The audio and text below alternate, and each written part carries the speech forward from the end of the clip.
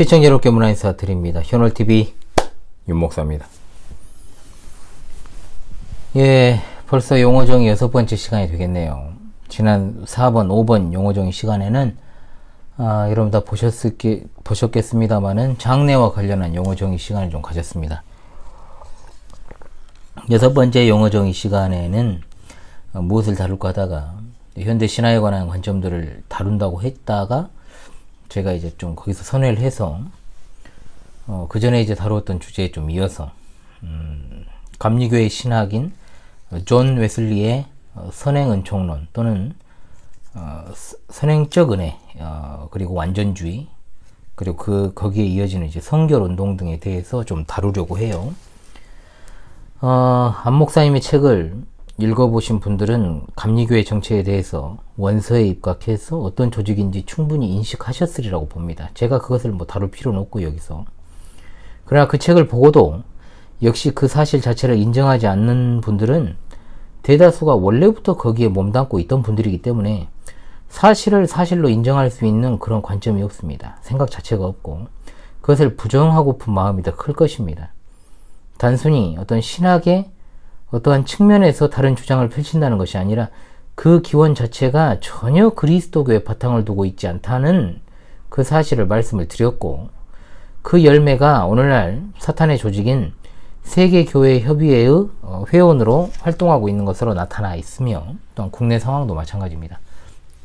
그리고 로마교와 성공회로 이어지는 그들의 신학과 뿌리, 그리고 그로부터 파생된 성결교, 오순절주의 등이 대표적인 증거라고 볼 수 있겠습니다.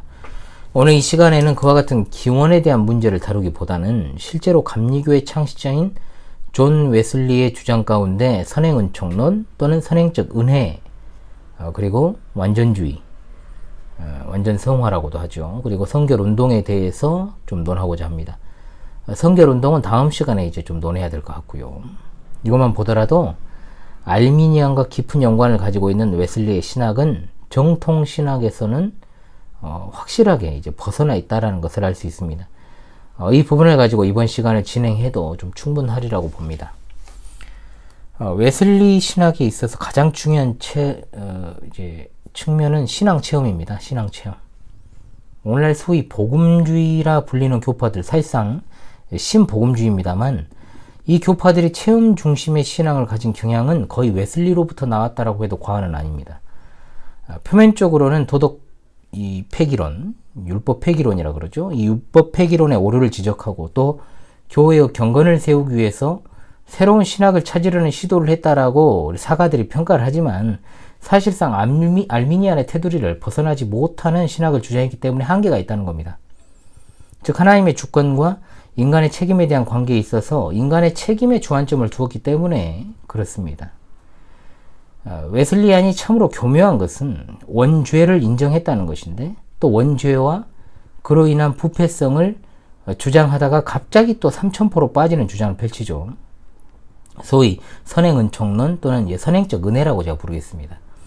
이런 주장을 펼치는데 확실히 여기에서도 역사적 기독교의 신앙과는 전혀 별개의 신앙이 등장을 하게 되는 겁니다. 웨슬리도 전적 부패라는 말을 사용하고 있고 또 자연인이라는 용어를 씁니다. 즉 하나님의 은혜가 없는 자들을 자연인이라고 부르는 것이죠.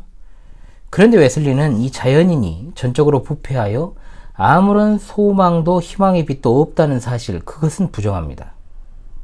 즉 단지 자연인의 상태의 사람은 없다, 단순한 자연인의 상태는 없다라고 주장하므로 결국 모든 인간은 어느 정도의 빛을 가지고 있으며, 자, 이 주장은 뭡니까? 만인 구원론이죠. 이 빛을 가리켜서 웨슬리가 주장하는 게 바로 앞서 말씀드린 선행적 은혜입니다. 웨슬리의 구원은 바로 이 선행적 은혜로부터 시작을 해요. 사실 자세히 따지고 보면 알미니안의 주장을 다른 식으로 이제 설명한 것에 불과합니다.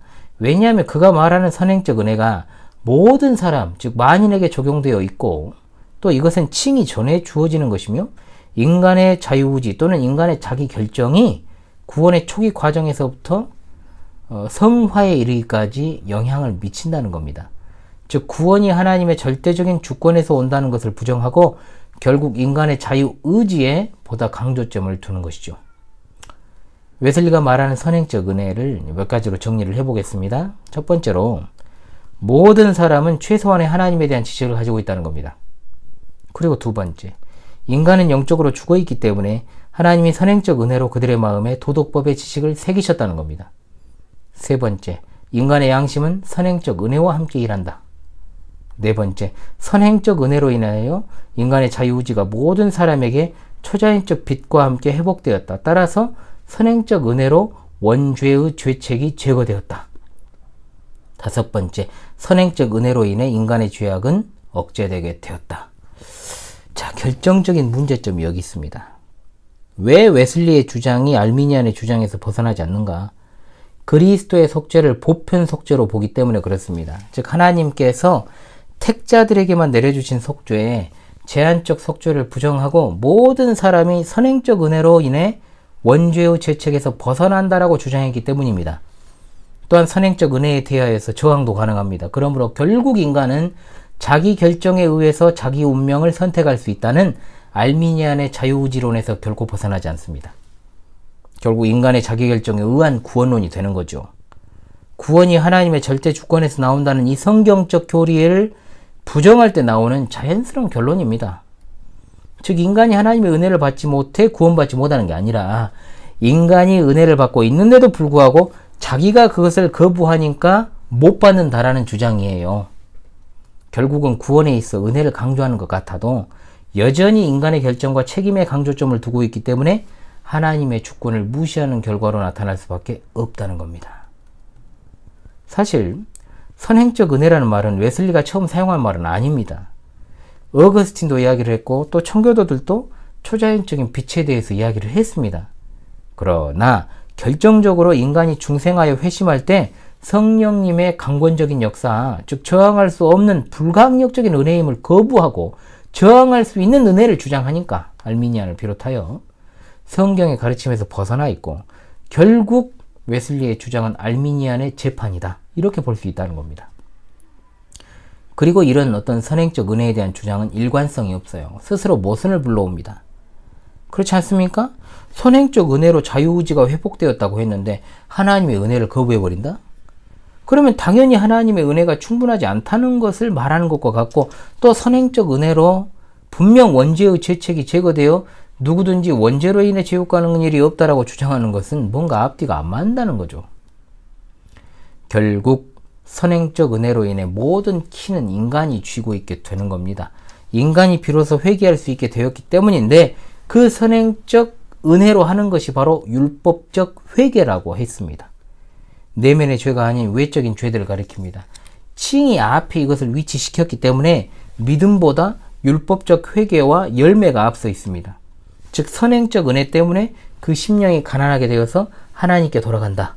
이것만 보면은 심령이 가난하게 되는 것을 의미하는 것처럼 보여서 맞는 주장처럼 보입니다만은 회개에 이어 등장하는 믿음의 성질에 있어 그리스도의 의가 죄인에게 전가되고 죄인의 죄가 그리스도께 전가되는 그런 내용이 없어요. 말은 불의한 자들이 이신칭의 교리를 남용하는 것을 막기 위함이라고 하는데 그것은 성경적인 가르침이 아니지요. 한마디로 이겁니다. 현실의 부조리를 해결하기 위해서 성경의 가르침을 왜곡시키면 안 되지 않습니까?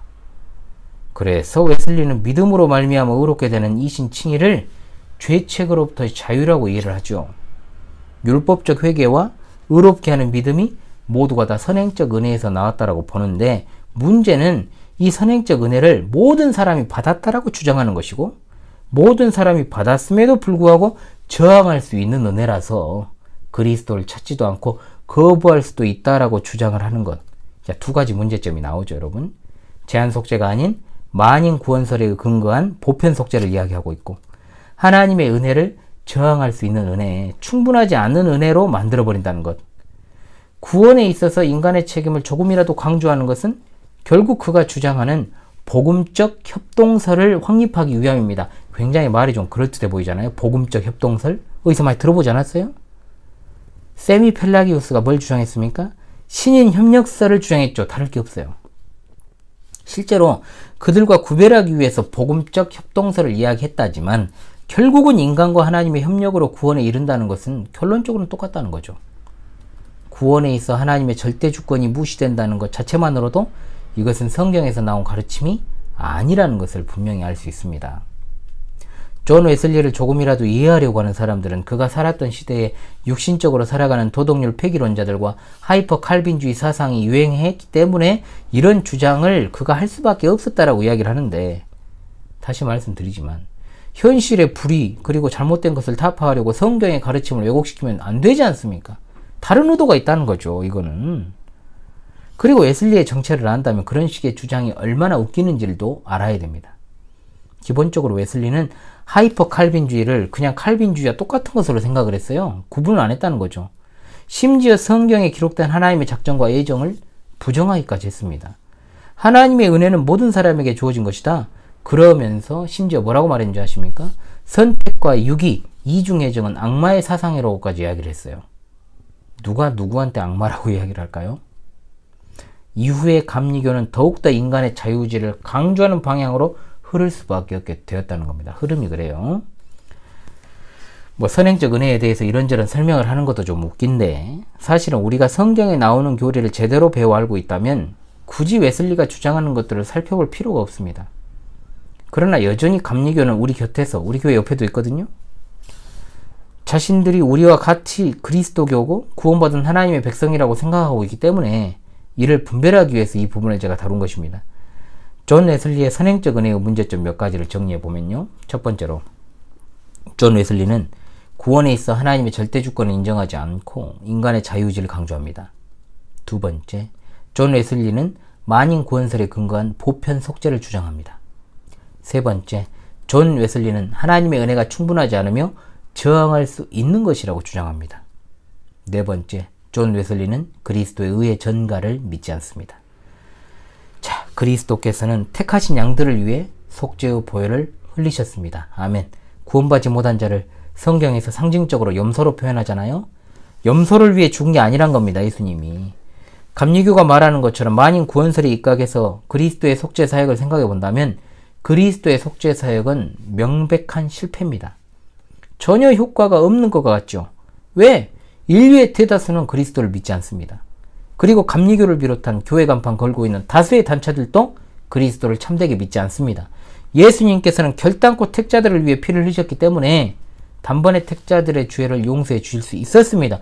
여기에는 결코 인간의 자유의지나 인간의 노력이나 공로가 들어가지 않습니다. 분명 구원은 하나님의 전적인 주권에 의한 것이고, 그렇게 주어지는 것임에도 불구하고 계속해서 이것을 부정하고 왜곡해서 사람들을 속이고 있다는 것이 통탄스럽지요. 어떤 이들은 말합니다. 감리교가 웨슬리에 의해 세워지고 이루어진 것처럼 장로교가 존 칼빈에 의해 창시되었다라는 억지 주장을 펼쳐요. 감리교는 존 웨슬리의 회심일까지도 기념하고 있는 것으로 제가 알고 있습니다. 우리 신앙의 어떤 특정인이 중요한 게 아니에요. 우리 신앙은 오직 예수 그리스도 중심입니다. 믿습니까? 그래서 우리가 대한 예수교 아닙니까? 예수교. 존 칼빈이라고 해도 예수님보다 더 강조되면 안 되죠. 그렇지 않습니까? 구원의 빈거는 오직 예수 그리스도시기 때문에 헛된 주장을 펼치는 자들이 교회 행세를 하고 있으면 좀 분노할 줄도 알아야 되고, 자신의 신앙의 정체성을 좀 바르게 확립하려는 노력도 필요하다는 겁니다. 성도라고 하면서 헛된 주장을 펼치는 자들을 분별하지 않는 것도 매우 큰 죄악입니다. 자신이 그저 처음에 출석했던 교회라고 해서 그냥 무조건 두둔하는 것도 웃기는 일 아닙니까? 진정한 기독교란 무엇인가를 신학적으로나 역사적으로 전혀 살펴보지도 않았으면서 그저 목사가 시키는 대로 자기 담임 목사라고 해서, 자기가 신뢰한다라고 해서 앵무새처럼 그가 주장하는 것을 답습하는 것이, 그건 신앙이 아니라는 겁니다. 아니라고 좀 생각이 들면 방향을 틀어야 되지 않습니까? 전환을 해야 되는데 오히려 더 마음을 완고하게 합니다. 현실에서는. 더 강팍하게 하는 경우들을 제가 주위에서 봐요. 어찌 보면 당연한 일이기 때문에 여러분들이 너무 그런 것에 대해서 마음 아파하지 말기 바랍니다. 그것을 인정하게 되면 왜 그런 줄 아십니까? 자기가 지금까지 지나온 삶을 송두리째 부정을 해야 되니까 그러지 못하는 것일 뿐이에요. 아까워서 자기 삶이. 그러나 하나님이 성별하게 하시게 되면 변하게 돼 있습니다. 자존심이 뭐가 중요합니까? 영혼 구원보다 더 중요한 게 있습니까? 하나님의 말씀을 있는 그대로 바르게 믿지 않으면 절대로 구원받지 못합니다. 지옥에 가는 교리를 따르면서 심각성을 못 느낀다면 그 양심이 화인을 맞아서겠지요. 한 번쯤은 돌이켜보고 좀 생각을 해야 되지 않습니까? 자, 완전 성화에 대해서 좀 이야기를 하겠습니다. 자, 웨슬리가 말하는 성화의 개념도 많이 달라요. 왜? 출발점이 다르니까. 그는 의롭게 된다라고 하는 것, 즉 칭의로 인해서 동반되는 사건이 이제 신생이라 그래요. 이제 우리로서는 이제 중생의 개념인데 신생과 양자입니다. 그가 말하는 신생 말씀드렸죠. 중생과 같은 개념이에요. 구원은 죄인이 의롭다의 개념을 받는 것에 그치는 게 아니라 실제로 변화를 받는 것이다. 자, 여기까지는 우리가 인정해 줄 수 있다 쳐요. 그러니까 영혼의 나병이 아직 깨끗하게 된 것이 아니라고 본 것입니다. 그러면서 하나님의 직접적인 역사로 보다 높은 수준으로 올라갈 수 있는 두 번째 체험을 주장합니다. 이게 이제 문제인 거예요. 이게 여기서부터 두 번째 체험이라고 하는 것은 자, 하나, 둘, 중생과 동시에 일어나는 체험은 첫 번째 성화로 봐요. 그러니까 그 다음에 일어나는 건 두 번째 체험이 되는 겁니다. 이해되십니까, 여러분? 의롭다의 기쁨을 받고 점진적으로 성화를 하다가 두 번째 체험으로 완전히 구원받는다. 이게 완전 성화예요. 이것이 바로 그가 말하는 완전 성화 또는 온전한 성화, 전적 성화라고 부르는 겁니다. 두 번째 체험은 즉각적입니다. 만일 이 두 번째 체험이 없다면 죽을 때까지 완전히 죄 가운데 남아있다라고 주장을 하죠. 웨슬리는 그리스도의 완전이라는 그의 설교에서 그리스도인의 완전이 이 세상의 삶 속에서 일어날 수 있다라고 강조를 해요.